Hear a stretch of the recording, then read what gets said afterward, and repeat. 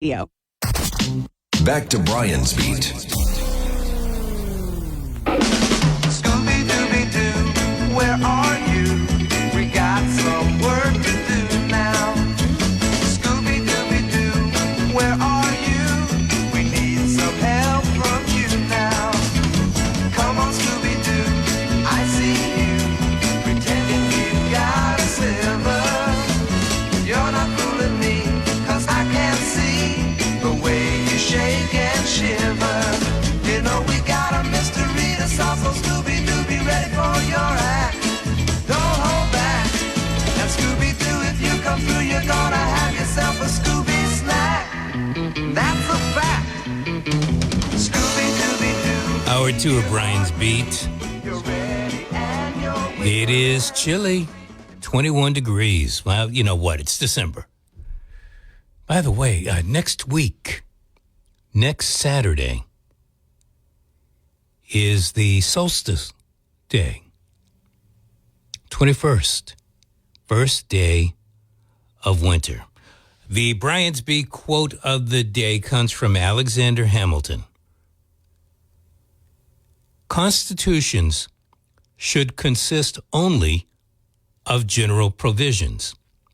The reason is that they must necessarily be permanent and that they cannot calculate for the possible change of things. Constitutions should consist only of general provisions. Maybe that's why the U.S. Constitution is fairly simplistic and easy to understand. The reason is that they must necessarily be permanent and that they cannot calculate for the possible change of things. Thank you, Alex. I do appreciate your joining us on the program today. Where do we want to? Let's. I brought it up towards the end of hour 1, so let me get back to this, because when I first heard this story, I said, okay, private high school for students identifying as homosexual or transgender. I mean, if families want to spend their money to send their kids to this particular high school, it's their money. Why not? I have no problem with that. The J.S. Bryant School will serve 38 students and is going to open up this coming fall. It's out in the western part of the state in a town called Cummington. I've been through Cummington dozen, maybe 24 times. It is out there in the sticks. Right next to Cummington is Worthington. And if you don't know where that is, I don't blame you, but not too far from Northampton. Really out there in the sticks, though. The Bryant School, I'm not going to put the JS in every time. The Bryant School bills itself as the first of its kind in the nation. I've never heard of any kind of school for students identifying as gay or transgender. And I do kind of keep my ear open to these kind of things. Again, private school, that's what it says right here. Headline, private high school for students identifying as homosexual or transgender, opening in Western Massachusetts next year. Tom Joyce, New Boston Post. Think whatever you want, but it's private. The Bryant School aims to promote the physical, psychological, and socio-emotional wellness of each student, according to their website. Here's a direct quote. Integrated wellness education and support is provided throughout the day. Students engage in club therapy. You might ask, what's club therapy? Art or music therapy. Outdoor exploration. Animal-assisted therapy, etc. 3 days a week. Individual therapy sessions, 1 to 2 times a week. And family therapy, at least 1 time a month. We'll make use of a variety of methods, including CBT, DBT, and mindfulness development, and will take place both indoors and outdoors as weather permits. Wow. So I wonder what this all means. But one of the things that we've brought up on my shows is, what about the ABCs and 1, 2, 3s? It's not an overnight school, although I think I read somewhere that this Bryant School would like to expand into something along those lines. But think about this for a second. The Bryant School aims to promote the physical, psychological, and socio-emotional wellness of each student. I would like to believe that the parents would want at the top of that list, maybe it's me, I admit it, academics. It's not like academics aren't going to be taught there.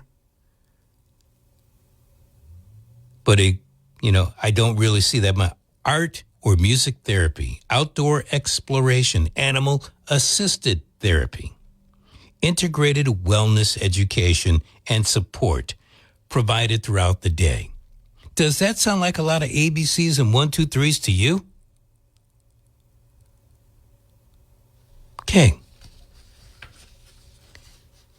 As I said, this is a private high school, so if parents want to spend their money to send their kids there, it's their money, the family money. Got to the end of this. Bryant School is currently seeking state accreditation as a therapeutic school. Under Massachusetts special education law, the school's class sizes will be limited to 8 students per class.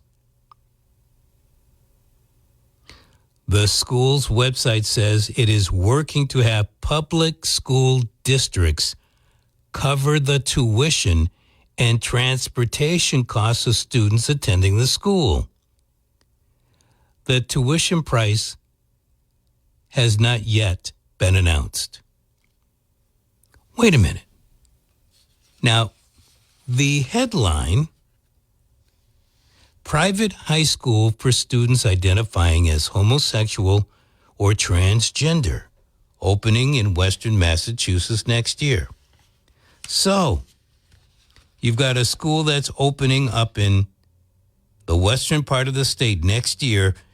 You're telling me you've got 38 students, but you don't have a tuition price yet? So you've got parents that are signing. Help me with this. Parents are signing on the dotted line. They don't even know how much they're going to pay. But my antenna really started to spin when I got to this part. The school's website says it is working to have public school districts cover the tuition and transportation cost of students attending the school.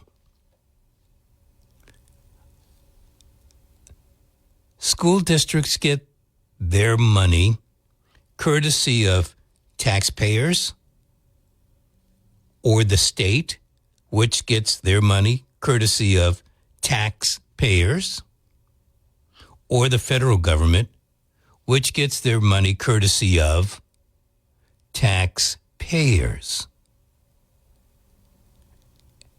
Isn't that, this sounds like one of those private-public partnerships all of a sudden. Now, I've been told, such as to believe, besides doing a little reading on this myself, that this kind of partnership, to the best of folks' knowledge, isn't allowed here in the Commonwealth. Folks that run private schools or learning centers because they don't want to be even labeled as a school, but have a lot of students that are trans or gay, they don't get any money at all from the state.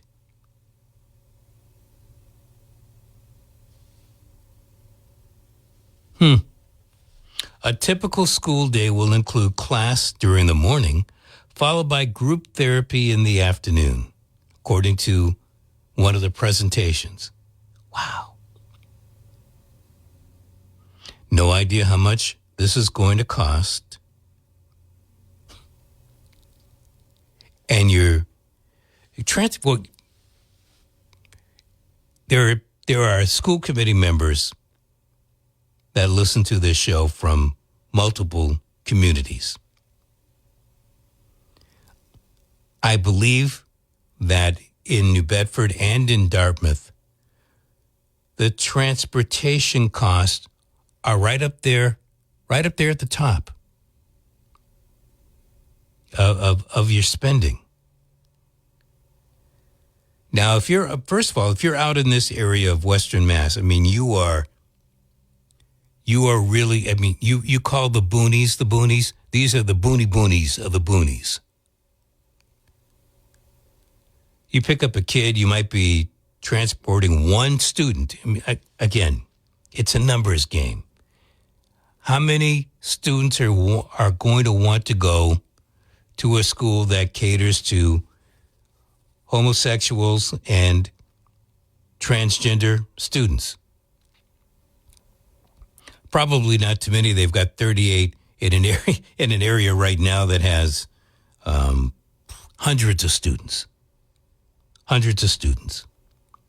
Now, it's not that I don't believe that there's enough bullying going on that trans or gay students wouldn't want a different environment. I get that.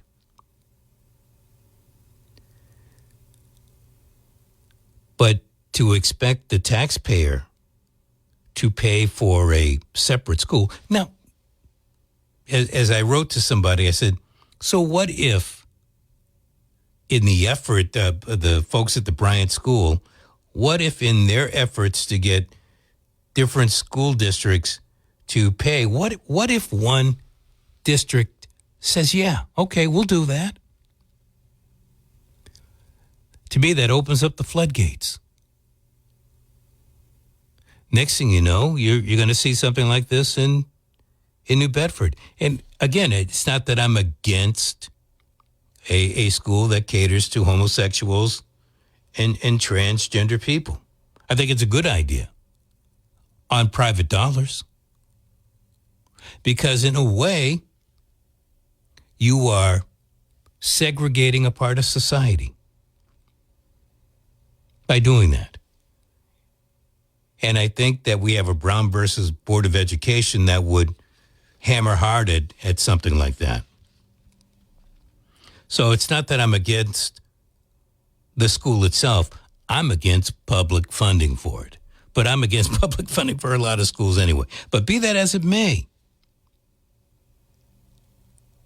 a private high school this is where we are. I say this often. December 14, 2024, this is where we are. In a few months, if my math is correct, 8 months from now, there is slated to be a private school. That's what they're calling it, a private school for students identifying as homosexual or transgender. That's going to open up here in the Commonwealth. And the Bryant School bills itself as the first of its kind in the nation. My guess is it will not be the last, as long as it stays a private school. If I were to show this story to the incoming president of the United States, and maybe is her last name, I know her last name is McMahon, is Linda her first name? The woman who's going to be the education secretary, or slated to be the education secretary. I wonder what they would think of this school. They might be okay with the school again, but when they see that public funding mechanism, kind of blows me away. Okay, so that's out there for you. And then there's the New Bedford City Council, and I'm glad that the City Council voted unanimously for LeVar Gilbert to get his salary. You know, a pension equal to his salary, 80% of his salary when he reaches mandatory retirement age. That's what he's shooting for. And also indemnification for all the hospital and medical expenses incurred as a result of getting shot while on duty. Now, apparently, Gilbert has PTSD. PTSD. And I got to tell you, it makes me wonder,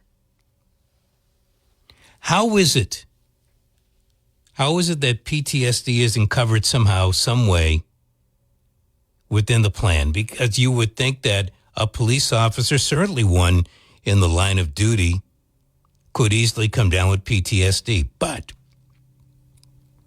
my guess is someone within the state decided that, well, we want to take each one of these cases on its merit. And I can understand that.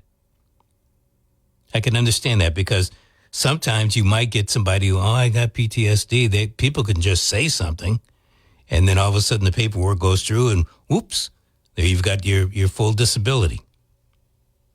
Now, I'm not trying to say that Gilbert hasn't earned it. He certainly has. But I think that we need to keep it the way that it is. I think I was reading somewhere, I don't know if it was Derek Baptiste, city councilor, who would like to see that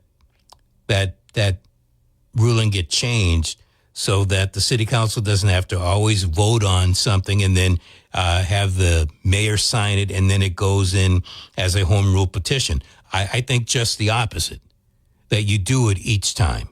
It might be a little extra work, but damn it, that's what you get paid to do. You do get paid to do a little work.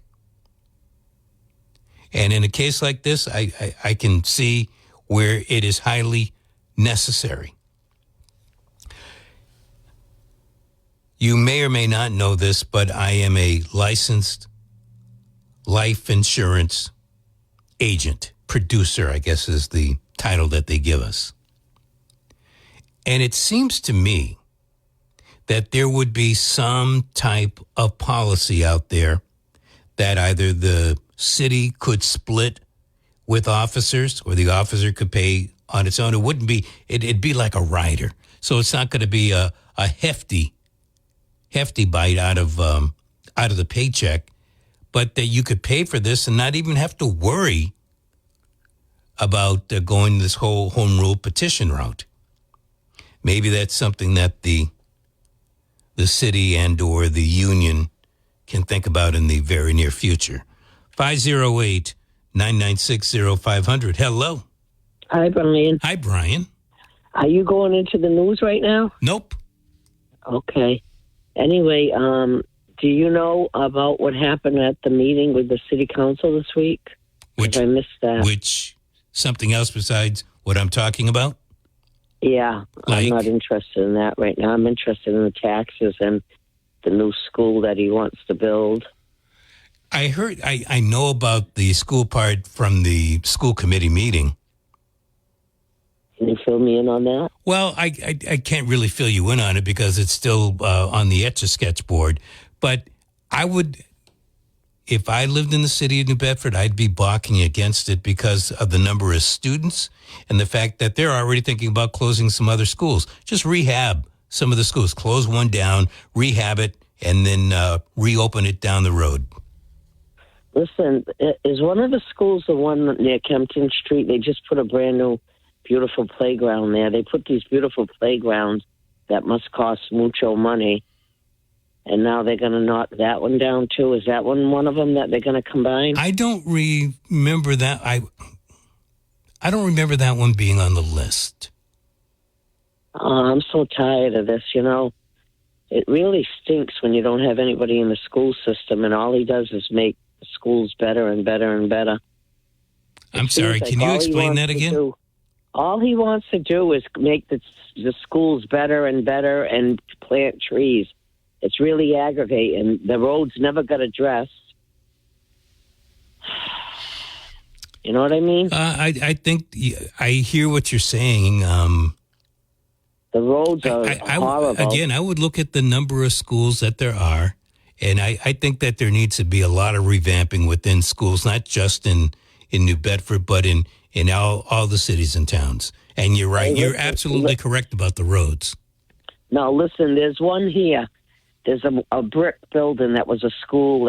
I don't know why he can't use these brick buildings that are just standing here. That, oh, no, we can't do that because it's not updated and all this malarkey. They're going to knock down a good brick building and whatever. You know, it makes me sick. He's got money to burn, and then the taxes are going to go up again. And this, ugh. It happens like that all the time, doesn't it? I know, but I'm in no condition to move. I have physical ailments and still surgeries to do, and it's not easy, you know, when you get older to just pick up and move. When you're young, yeah, you can do anything. So I'm going to ask you, I don't know if you were listening earlier today, but I was talking about the fact that the Attorney General is going to be moving down here. I believe she's waiting for the school year to end, and then she's going to move down to Dartmouth. And I had a caller earlier who has a lot of friends, and I know people. I'm kind of working with some folks to try to get them to come down to this area because it's a desirable area. But what happens to the folks like you? I mean, I think you're different because you own your house, but there are a lot of people that are renters. You know that. Yeah, but I'm not making what Andrea Campbell's making. Well, but she's here. And another she's thing here. is, they're going to come. They're going to come down here because it's a lot more affordable down here, and it's a lot more pleasant down here. I didn't say I want to go to Boston. I just like to visit Boston. But the thing is, I don't like what's going on with the mayor, and a lot of other people don't like what's going on. And we can't do anything about it. That city council, that Capitol Theater, I heard that the ARPA funds were running low and they have to get it spent before the end of the year. December 31st. Yep. Yeah, so what was left? How much was left? And I don't mind them redoing the YMCA because that's old and it needs to be rehabbed. They said they were going to put some money into that, I think. I know I did. Yeah, but I mean, it's it's really old. It needs to be done over. But I'm wondering if what are they going to do in there? Well, I have no idea. I didn't think about asking when I was over there the other day. But I don't. Once again, why is that money being used for the YMCA? Are they going to expand educational facilities there? No, but he spends enough on education as far as I'm concerned. Listen, what really goes through me sideways is half of these schools, the people don't pay taxes. They live in housing. The kids that go to these schools, okay? And I don't think it's right. The people that are paying taxes, we don't get anything. You know what I'm saying? And all this stuff. Yeah. Well, hey, most of these schools, it's kids that are living in all these housing around here. Okay, and they don't even pay diddly squat in taxes. Whatever they pay is at the mall buying things, I guess. I don't know. I just don't think it's right. I don't see anything wrong with the schools. I mean, the fella called up the other day whose father is Goldrick, and he was in the Yellow House, and he said that it's true. The building they're not going to knock that building down, but really, come on now. How much are you going to put into these schools around here?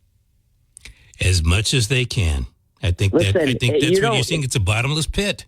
I don't care, but it's not the school. My son went to Roosevelt. It was falling apart, and he loved it there. And he learned there, and he had the most fun and loved that school more than any one of them that he went to. Okay, it was dripping, falling apart, and everything at the time. They built a new Roosevelt. Mm-hmm. It's not the school. It's the teacher and how they teach the kids. He's all hung up on, we got to do this, we got to do that, we got to put money here, we got to make this like that, we got to put some trees over here. Trees for what?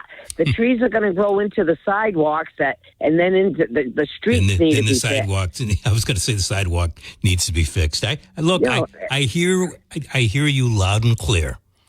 The next thing I would say, I know you're ailing, but what are you going to do about it? No, really, you know what I'm saying? Can you fight City Hall? The old saying. Yeah, I think there's a proper way to do it. Well, that's why I don't bother going to those meetings because whatever. I got you. Thank you for the call. Talk to you soon. Bye, Brian. Bye. 508-996-0500. Frustration. It's mounting. It is definitely mounting. If you don't go to the meetings, I mean, I get it. It's great to have shows like mine and Tim and Chris and Barry and Ken. By the way, Ken's not in today. Paul Santos is going to be in for Ken today. But it's nice to talk to us and get it off your chest. And I know you feel good after you do it. I do. I do too. But unless we put some action behind that frustration to try to make things better, things will not get any better. 508-996-0500. Let's take one more before the break. Hello. Yes, the lady is absolutely right. The mayor has been there too long. You need a new person to run for mayor, someone with a resume who is going to use some of the ARPA money for taxes and for the water that has to be done from the mandate from the federal government. The mayor is the only one that can do that, and this mayor has been there. This is mayor too long. He's been there too long. You need somebody else, but you need a good candidate, somebody that's got a resume that says, I'm going to take a look at the budget, and we're going to use some of this money that we have to help the taxpayer in the city, and not all these special interest groups that the mayor has, okay? Well, it's not just a lot of people have special interest groups. How do you know that somebody with the resume just won't, take the baton and run with it for the next leg? Oh, what do you mean run with it for the next leg? So in other words, so you've got these projects, and then you vote the sitting mayor out, but then the next mayor just picks up those projects and keeps running with them. Well, again, the average taxpayer got nothing from the Community Preservation Act, okay, which could have been used for the water bills that we're going to get, that are going to be doubled from what they keep on saying. And they could have used some of the ARPA funds to help reduce the taxes in the city. And nothing was done. And that's what the person should run on. The person should run on, I will take a look at this man's budget, and I will make sure that some of these funds that we have go to the average taxpayer that's footing the bill around here for these nonprofits, these sober houses, and everything else except for the average guy. That's why the Democrats lost nationally, because they didn't take any account of the average person. And that lady is an example, and so am I, of an average person. So if we can get a candidate to run to do that, because the city council can only do so much. It's a weak form of government that doesn't allow the city council. The city council can only chip away at things. You have to have a new mayor. This is mayor too long. He's been there too long. Gotcha. Thank you. All right, my friend. I appreciate the call. Thank you for letting me talk. No problem. 508-996-0500. You know me. If you've been in a position for 10 years or more, you've been there too long. A little over a week ago, a guy by the name of Thompson, CEO of United Healthcare, was gunned down in New York City. And I remember when I got on the radio last week, keep an eye out on what could happen from this. Well, they finally caught the guy. But here's a story that happened yesterday, and I see you right there. I'm going to get to you in just a second. A woman in her 40s from Florida. She was on the phone with her health insurance company. And the conversation got a little heated. And at a particular time, the woman said to the Blue Cross Blue Shield worker, delay, deny, depose. You people are next. Probably not the best choice of words to say at this particular time. The representative from Blue Cross probably talked to a supervisor. The supervisor talked to yet a manager. Eventually, law enforcement went out to the woman's home. She apologized for what she said. But she also mentioned that, well, those words are all over the TV. She said that I don't have any weapons, not like I'm really going to go out and do anything. This woman who is having a dispute with her insurance company, being denied benefits, was arrested. She was arrested on charges of threats to conduct a mass shooting or an act of terrorism. Whatever you might think about what happened to Brian Thompson, the CEO of United Health, did you at all think it was an act of domestic terrorism? And it's not just this one particular case. You have lawmakers. You have Sebastian Gorka, who's going to be a part of, or is trying to be a part of the Trump administration, talking about this being an act of domestic terrorism. And laws need to be changed in order to make it work. I'm serious about this.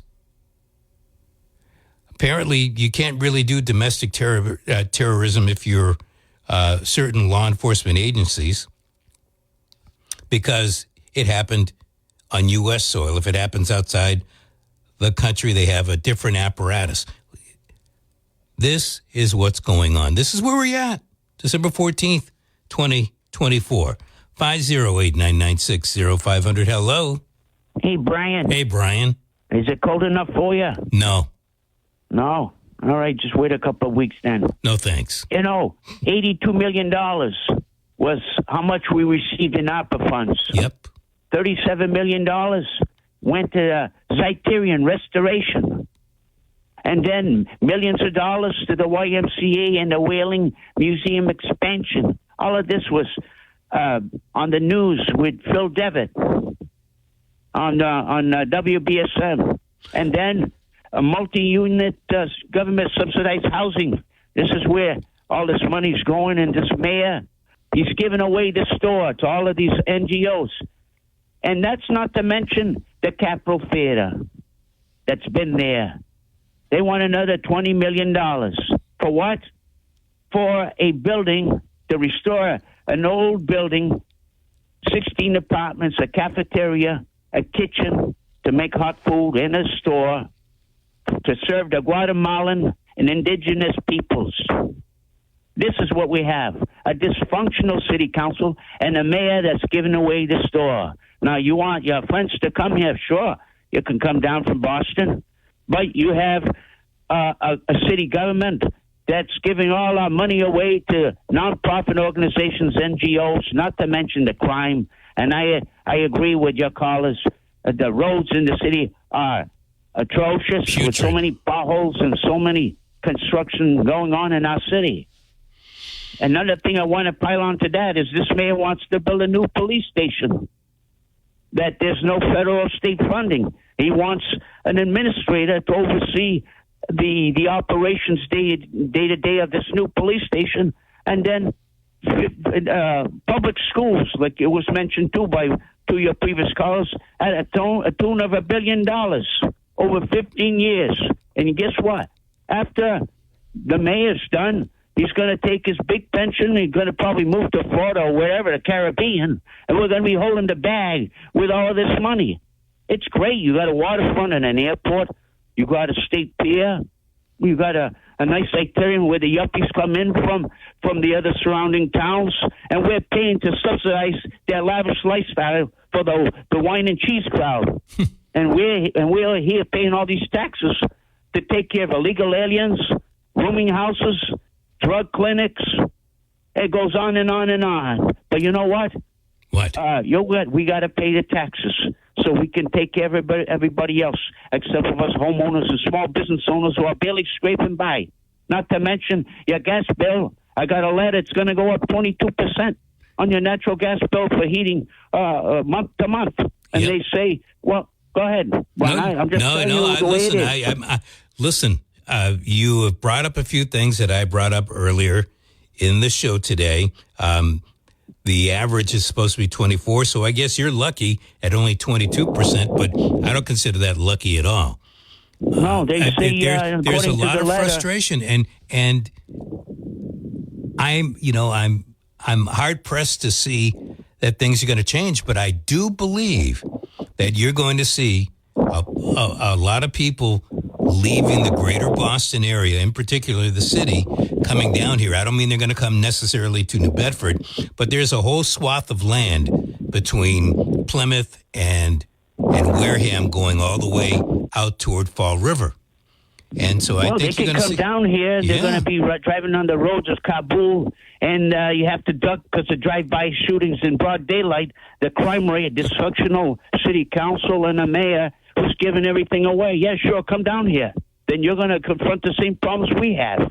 Our quality of life, but I've been here all my life. I guess what I'm trying to get at is the same problems that you are bringing up here are magnified up in the city of Boston because Boston is a bigger city. Rents and mortgages are much more expensive, as are the rules and regulations. You know why, Brian? So it's a lot less expensive down here. Housing, Brian. Of course. It's not that's just driving up the prices, and then you got dummies like Shane Bergall that wants rent control. It's government. The same people creating the problem. It's government subsidy. Breathe for a second. It's government subsidized everything. Right. That's what's causing the problem, Brian. And we got bad leadership, and it's not going to change here. Your buddies can come down from Boston, but they're going to get it on the chin, too. That's what I'm trying to tell you. What I'm trying to say is it's not going to be as hard on the chin as it is for them up there. It is, because the crime's not getting better in our city. You can hire more police officers. You don't think the crime is a little bit higher in Boston? New Bedford's getting there.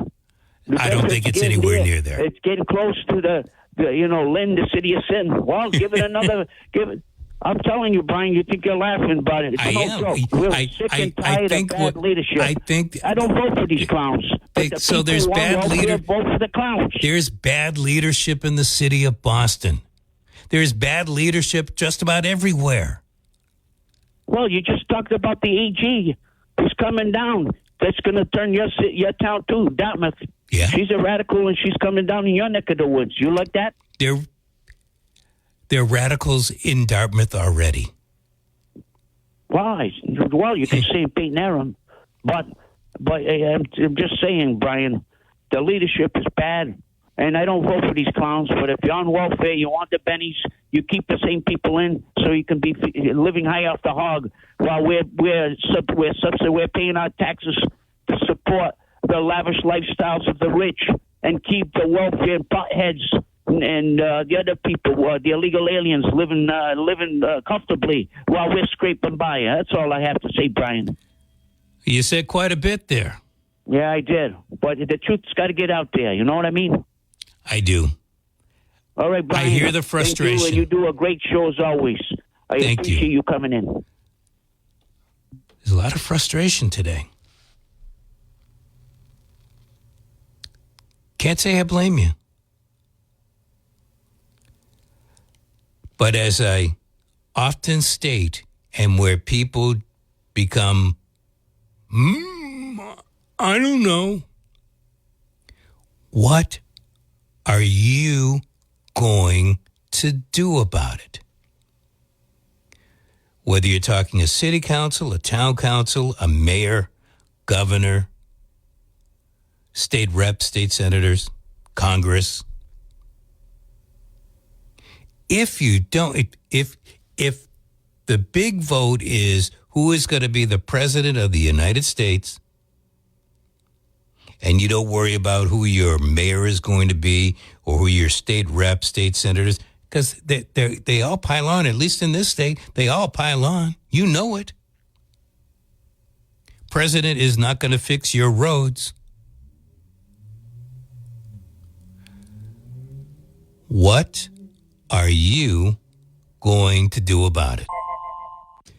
Time to get out of here. Ken Pittman is off today. Paul Santos is in. He's going to carry you for the next 3 hours. Then we have Jose Matos and a whole bunch of good stuff. Again, football game coming your way, 4:25 tomorrow, right here on WBSM.